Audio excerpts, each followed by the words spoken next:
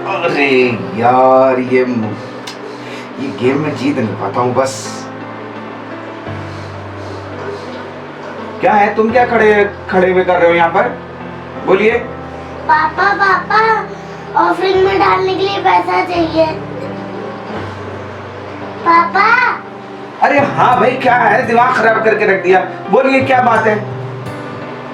Offering में डालने के लिए पैसा चाहिए। अच्छा, तुमको ऑफरिंग में डालने के लिए भेंट चाहिए, पैसा चाहिए। अरे यार, ये लो, इसको डाल देना, ठीक है? इतना छोटा पैसा अंकल अंकल नहीं लेंगे। अरे क्यों नहीं देते? इससे ये टॉफी भी नहीं देते इससे? कोई नहीं बेटा, जो कहीं नहीं चलता खुद अब आपके यहाँ पे चल जाता है। जीसस पापा के यहाँ सब चल जाता है। इसे ऑफरिंग में डाल देना। जाओ, शाबाश, वेरी गुड, जाइए। हो गया काम। अरे यार, सिगरेट पी जाती है। सिगरेट भी तो नहीं ली है, काफी दिन हो गए सिगरेट नहीं पिए। अरे भैया, एक सिगरेट देना।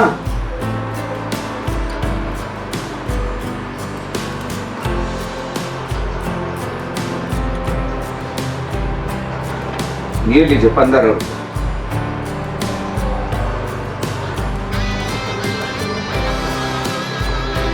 15 रुपए की सिगरेट में मजा आ जाता है। सारे गम भुला देती है ये सिगरेट, सारी टेंशन खत्म हो जाती है।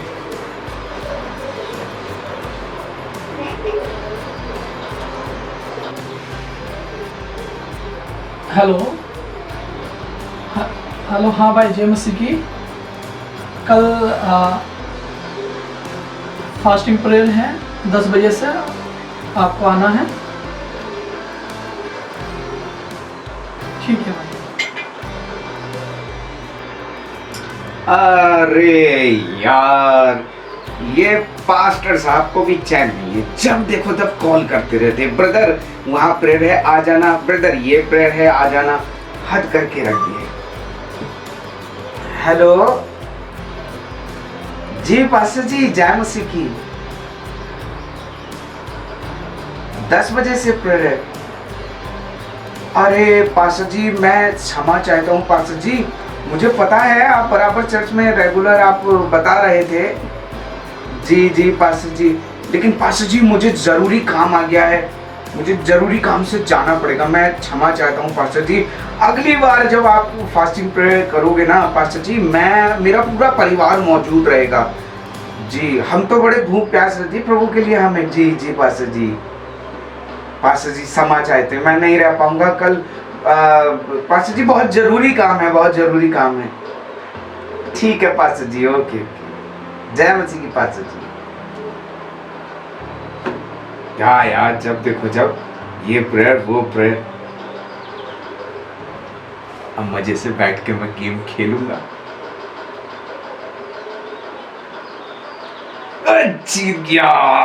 प्रभु यीशु के नाम में आप सभी को जय मसीह की। और प्रभु के नाम में हम आज एक वचन को हम पढ़ेंगे और विश्वासियों के गुण के विषय में हम सीखेंगे। ये हमें मिलता है प्रेरितों के काम की पुस्तक, उसका 2 अध्याय और उसके 42 पद में इस प्रकार से लिखा हुआ है। और वे प्रेरितों से शिक्षा पाने और संगति रखने और रोटी तोड़ने और प्रार्थना करने में लौलीन रहें। मेरे प्रियो, मेरे भाई, मेरी बहनों, सबसे पहली जो बात इस वचन में मुझे और आपको मिलती है, प्रेरितों से शिक्षा पाने में। मुझे और आपको शिक्षा पानी है, और वो भी प्रभु के इस प्रभु के वचन के कलाम की मुझे और आपको शिक्षा को लेना है। और कौन सी? वो है खरी शिक्षा। बताएं, आज हम प्रभु के वचन से और प्रभु के लोगों से, प्रभु के दासों से हम बहुत ज़्यादा हम भागते हैं, क्योंकि वे हमें खरी शिक्षा हमें देते हैं और खरी बातें मुझे और आपको सिखाते हैं। और इसलिए कई हमारे जीवन में जो गलतियां होती हैं, उन गलतियों के ऊपर हमें समझाने की कोशिश करते हैं कि हम अपनी गलतियों में से सुधार करें और उन गलतियों में से अपने आप को बाहर निकालें।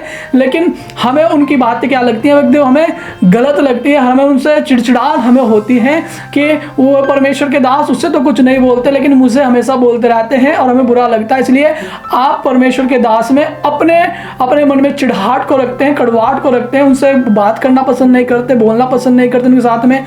जब कभी आप रास्ते में उनको देखते तो अपना रास्ता काट लेते हैं। मेरे प्रिय, ये सब चीज़ें मेरे और आपके जीवन से ख़त्म होनी चाहिए और प्रभु के वचन की शिक्षा आपको पाना। यदि आप आत्मिक उन्नति करना चाहते हैं, प्रभु बढ़ना चाहते हैं, तो प्रभु के वचन की खरी शिक्षा और प्रभु के दास जो आपको सिखाते हैं आपको वो सीखना है, पहली बात। दूसरी बात, इस वचन में हम पाते हैं और संगति रखने में। मेरे प्रियो, आज संगति से हम बहुत भागते हैं, संगति में आना पसंद नहीं करते हैं। हम तरह तरह के बहाने में और आप ढूंढते हैं, आज मुझे कौन सा बहाना बनाना है, आज मुझे प्रभु के दास को क्या कहना है। हम बताएं, परमेश्वर का दास आपको कॉल कर कर कर आपको बताता है, आपको बुलाता है कि आज आपको चर्च में आना है, आज ये वाली प्रार्थना है, आज वो प्रार्थना है, आज उपवास प्रार्थना है, लेकिन आज चर्च संडे है, आपको संडे में चर्च संडे में आना। लेकिन हम आते नहीं, हम तरह तरह के बहाने ढूंढकर प्रभु की संगति से दूर होना चाहते हैं। मेरे प्रिय, ये बहुत गलत बात है और ये इस बात का फायदा शैतान आपके जीवन से